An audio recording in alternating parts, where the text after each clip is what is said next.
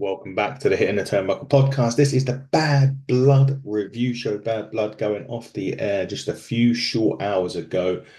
A really solid pay-per-view from the WWE. Lots of stuff happened on the show. Lots of stuff happened after the show as well. So be sure to check out what has happened after Bad Blood went off the air in the parking lot because stuff has happened. So you need to go and check that out on social medias if you haven't already seen it. What a way to kick off Bad Blood. McIntyre, Punk, Hell in a Cell. It was a brilliant Hell in a Cell match. They done, it was an animosity, a 10-month feud comes to an end with Punk and McIntyre locked inside Hell in a Cell. They left it all in there. They bled like stuffed pigs. Punk was thrown into the cell to bleed. They were using spanners or wrenches, as they say in America. They used tables. Drew suplexed Punk off the top rope through a table on the outside of the ring, which was, quite a compact one to do because the Hell in a Cell around it. So it had to be very well done, and it was. It went on for ages. He must have been 30 to 40 minutes, this cage match. I thought Drew at one point had thumbtacks, but it turned out to be a load of the beads from the bracelet that they had been working through, or the storyline had been worked upon over the last 10 months or so.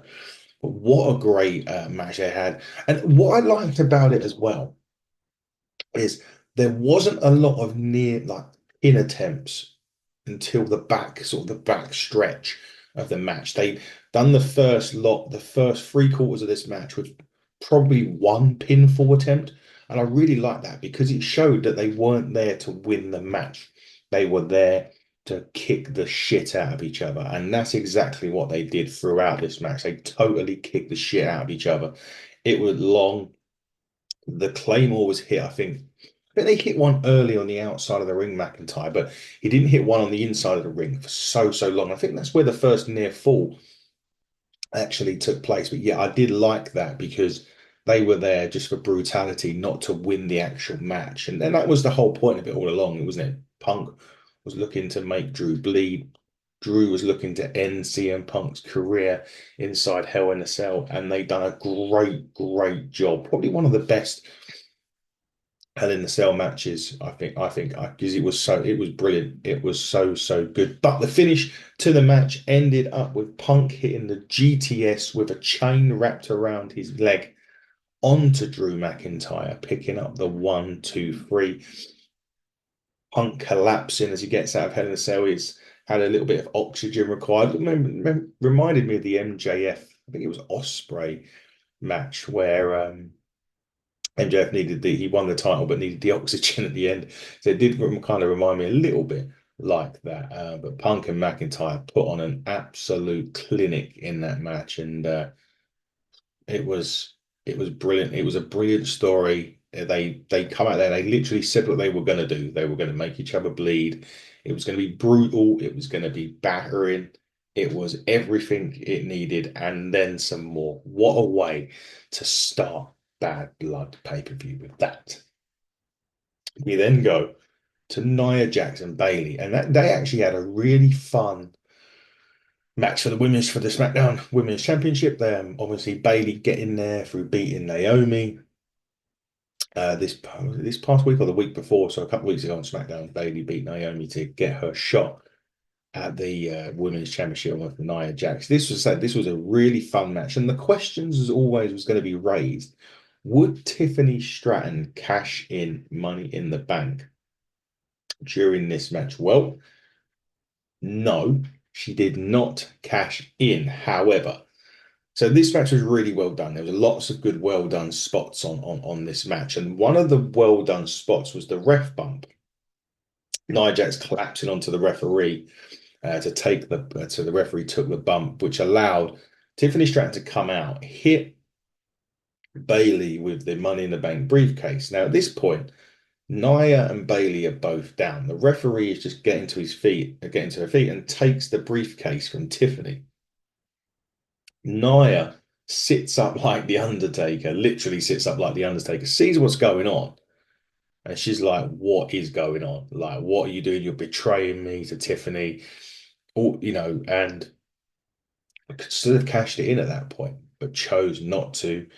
And then at the end of the match, Nia Jax doing a fantastic, I still call it the bonsai drop. I still have to call it that. It's a Yokozuna finisher.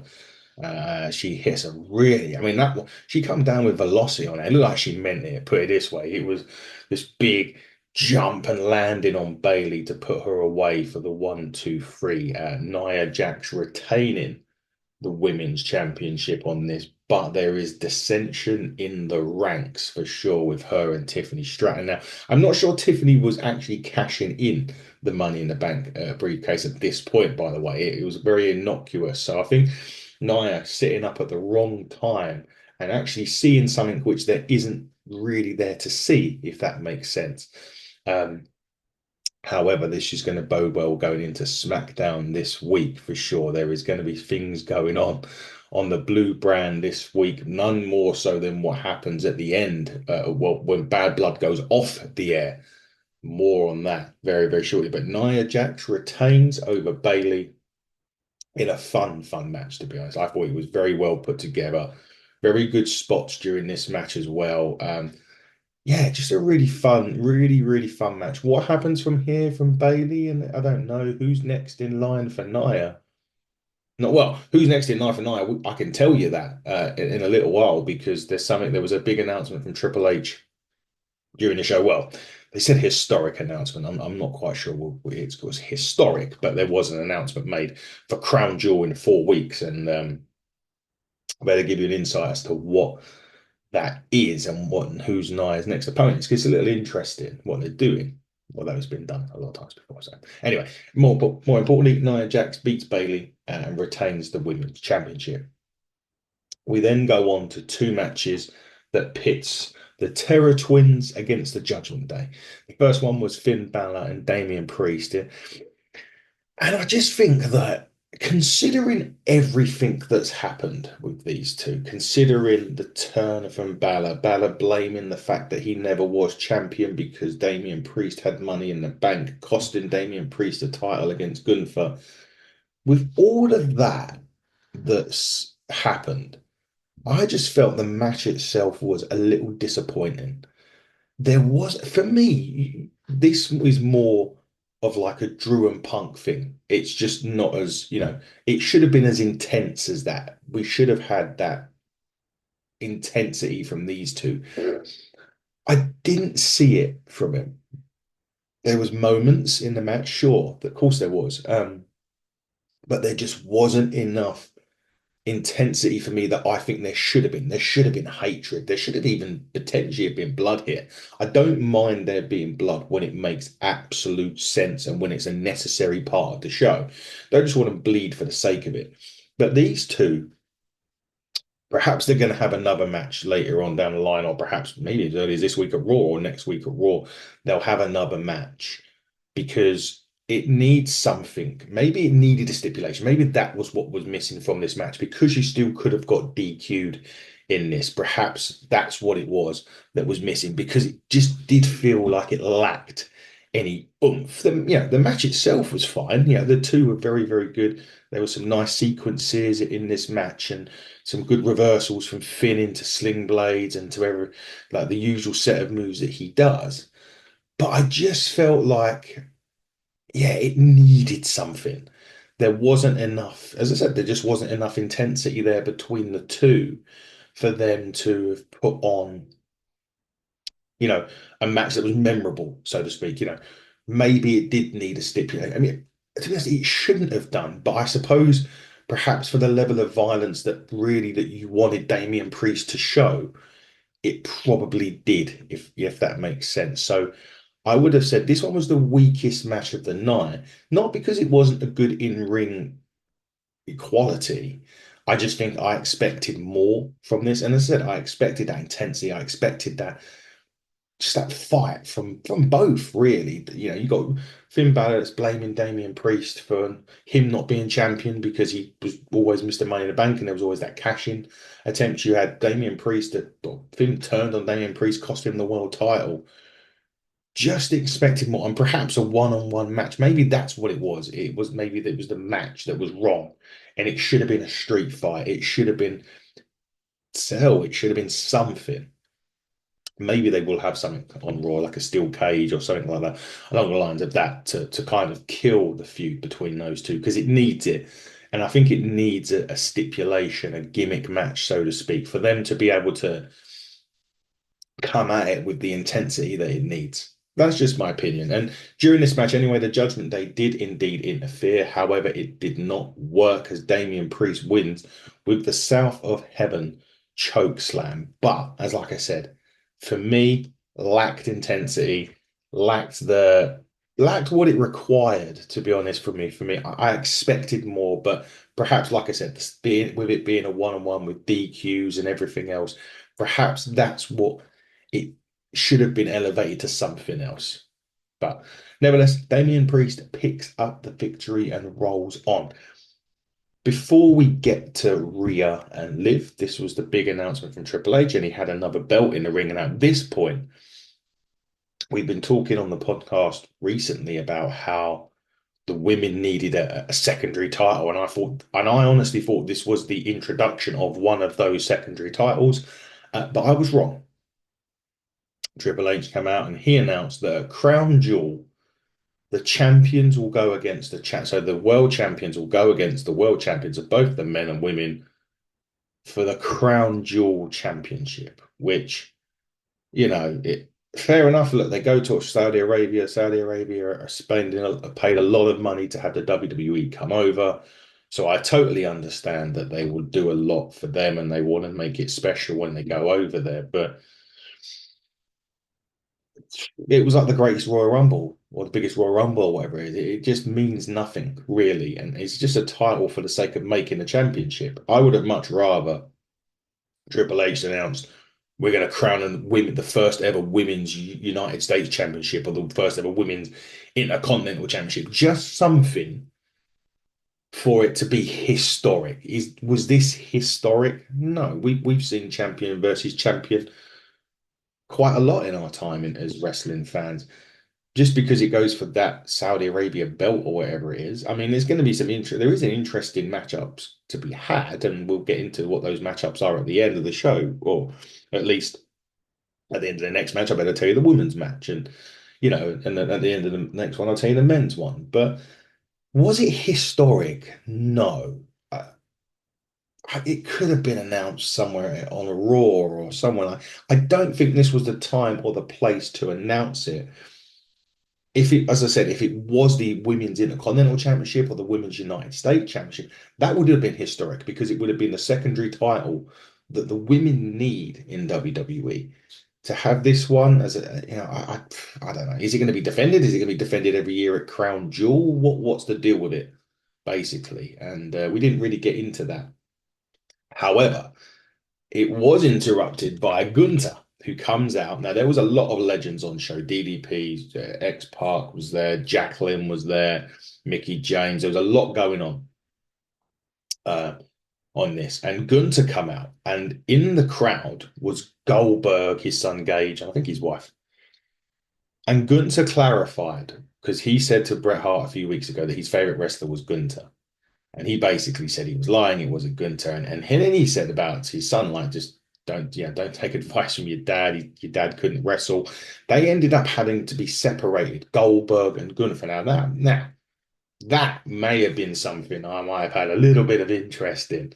Um, Gunther versus Goldberg. Goldberg did come out and say afterwards that he's next and things like that. So are WWE edging us towards a Gunther Goldberg match later on down the line? Because it's not going to happen at Saudi Arabia, and we'll get into that. Oh, it may not happen at Saudi Arabia. Obviously, Gunther's defending the World Heavyweight Championship on Raw this coming Monday against Sami Zayn, or tomorrow against Sami Zayn. Do we expect Sami Zayn to win that? No. But nevertheless, they've planted the seeds for Gunther Goldberg, but it's probably not going to happen at this Saudi Arabia, and we'll get into why in a minute because this announcement has been made. Gunther is likely to be champion going into that show, so he will likely take on the SmackDown champion. Now, of course, currently the SmackDown champion is Cody Rhodes. and he was not defending the title in the main event. So the men's match, as it stands right now in Saudi Arabia, is Gunther and Cody, which I absolutely want to see. I think that's a great match. It's only going to be a one-off, for sure. That's a near enough a guarantee that it's only going to be a one-off for this other championship. But something happens after Bad Blood goes off the air, so we need to get to that. But good for Cody. Look, very solid match. Looking forward to seeing that. Assuming none of them drop their championships prior to Saudi Arabia in 4 weeks, which is very doubtful in my opinion. Otherwise, it would be Cody and Sammy. You see, that's got a bit of interest in it as well. Not as much as good for Cody, but Cody and Sammy, not bad. That'd be an interesting one, considering the relationship between the two. But yeah, Gunther and Cody is the men's one. Nia Jax versus the winner of the women's matches coming up next, which we'll get to. But as I said, seeds planted. Goldberg, Gunther later on down the line, perhaps. Interesting times. Now, let's get to who Nia Jax is going to be facing at the Crown Jewel. Rhea Ripley, Liv Morgan, Dominic Mysterio in the Shark Cage. I again with this one, and considering everything that has happened, it's kind of Liv was the one that injured Rhea to begin with. She then took her championship. She then took her man in Dirty Dom Mysterio.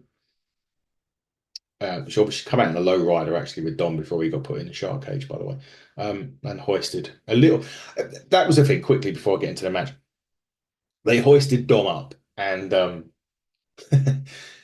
if he had sort of sat on the cage, dropped his legs down a little bit, it wouldn't have been a big fall to hit the floor. He still probably would have hurt, but he may have even been able to land on his feet. He didn't look that high if because he's quite tall.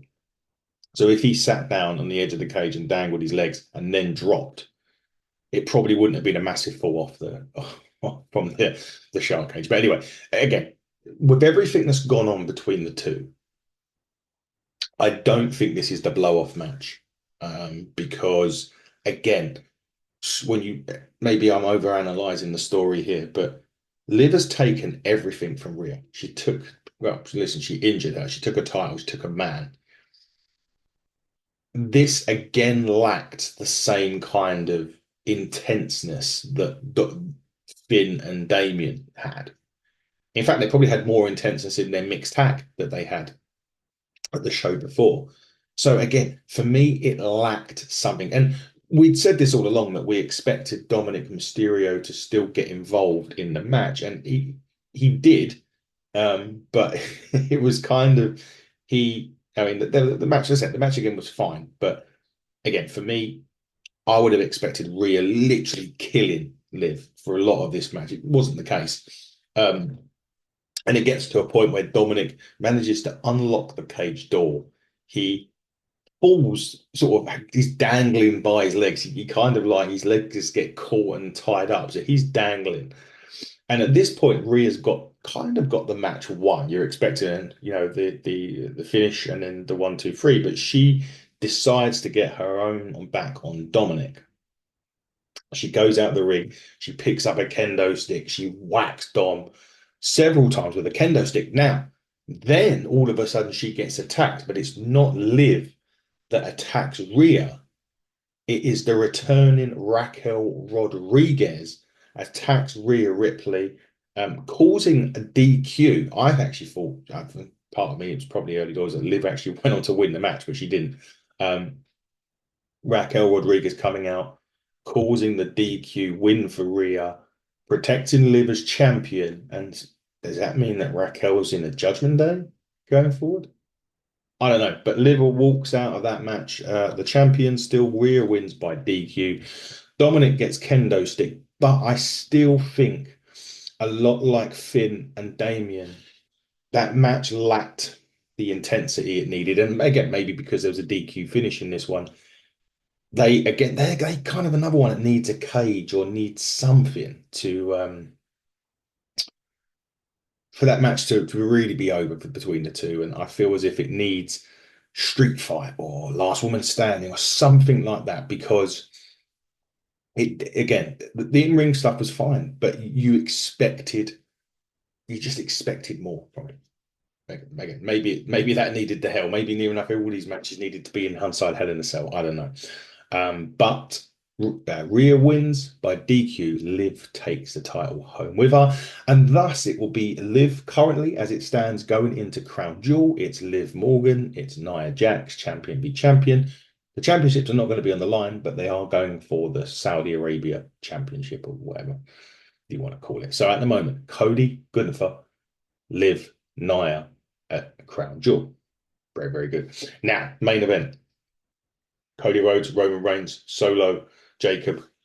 Cody Rhodes, please, and I know you had someone somewhat band play you out. Don't do that again. Not with the trumpets. It sounded awful, and I don't mean that in any disrespect. It just sounded dreadful. But he come out. Roman did indeed come out in this. Took a while. It was very slow until the back stretch of this match. There was a lot of knocking Roman off the apron and preventing Cody from making. Cody was the one taking a lot of the punishment in this match. There was a lot of that during this match. It didn't get interesting until that back stretch. Before then, it was rather forgettable, if I'm being quite honest with you. Like just to see Cody play that kind of white meat baby face, so to speak, getting his ass handed to him. And every time he was getting close, they were preventing the tag. And then they drop the old school clip Roman's legs off, so he hits the mat. And finally, I mean, Roman did have a brief spell in the ring before that. He did. But the majority of the match was Cody being fed to Jacob and Solo. And as I said, they pulled the leg, bang, Roman hits the apron. Finally, the hot tag is made. Roman starts to come in as the hot tag, as you do in these tag team matches. Roman starts to, you know, go crazy in there. Apologies, I'm adjusting my light. The sun is actually coming out over here in the UK, so apologies if you're having issues seeing me. I'm not John Cena. You can see me, but yeah, there's a bit of, well, say a little bit of sun coming through the curtains, which may be making a bit of a visual impact on what you're seeing. So apologies. I will try very briefly. There we go. There we go. Curtain pull. Not curtain call. That's Ignite on the 25th of November. The curtain pull brings me back. So yeah, there was a lot of Roman going on there. So he eventually gets to tag Cody. Coming towards the end of this match as well, Cody puts Solo Sikoa through the table with a big splash in there. Now we get to the interesting bit. The Guerrillas of Dynasty come out. And they're looking like it's going to be all over for Roman. And then there's a hooded figure, and Solo spots it behind. So Solo and Roman are in the ring. Outside the ring are the Guerrillas of Dynasty. Solo spots the hooded figure. The hooded figure takes his hood off. It is Jimmy Uso. Jimmy Uso returning, the crowd going crazy at this point. Super kicks the Guerrillas of Dynasty, allowing Roman to pick up the win on Solo with the spear. Thus, reuniting with Roman, they put the ones up, they hug, and then they leave. Cody is then in the ring, and at this point, everybody is back up. They start beating up Cody Rhodes. Roman and Jimmy come back, help Cody clean house. So there is that still mutual respect. There was a bit where Roman picks up the title and he still wants that championship match. He gives the title back to Cody. Jimmy's clapping at this point. And Cody's raised the title. And as he's raised the title, here comes The Rock. Yep, The Rock, the final boss, comes out. They played a bit with his music, and then his music cut off as he's on he's on the aisleway.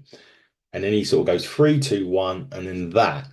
And then the music plays again, and he walks out.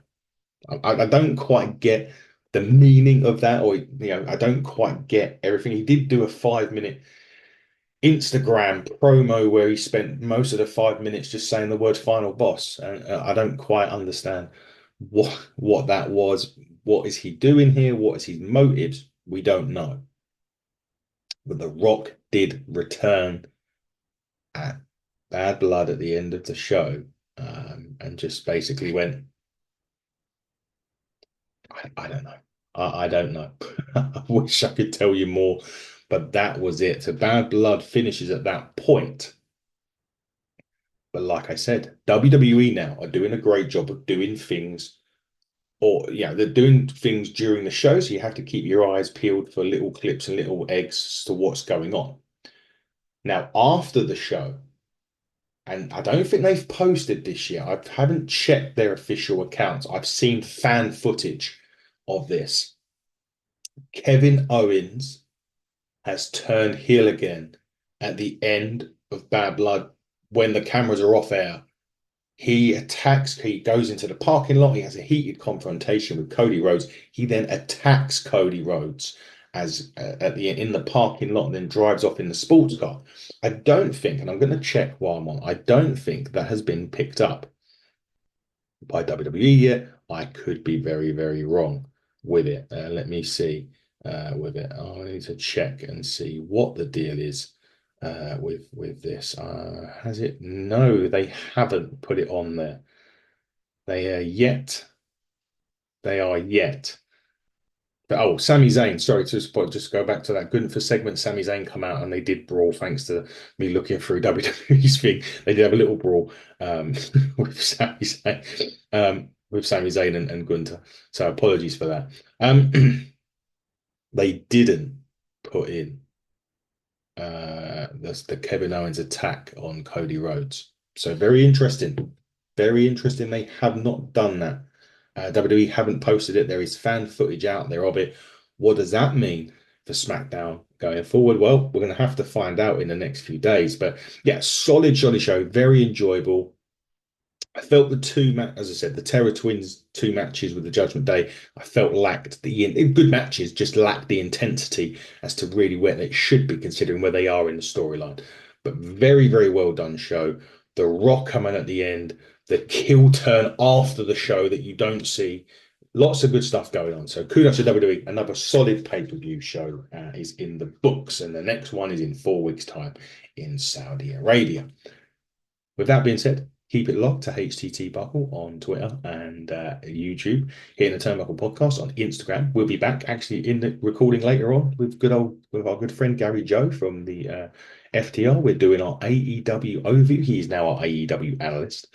So we're going to be back with that later on. But until then, everybody, enjoy your Sunday, buckle down, and stay safe.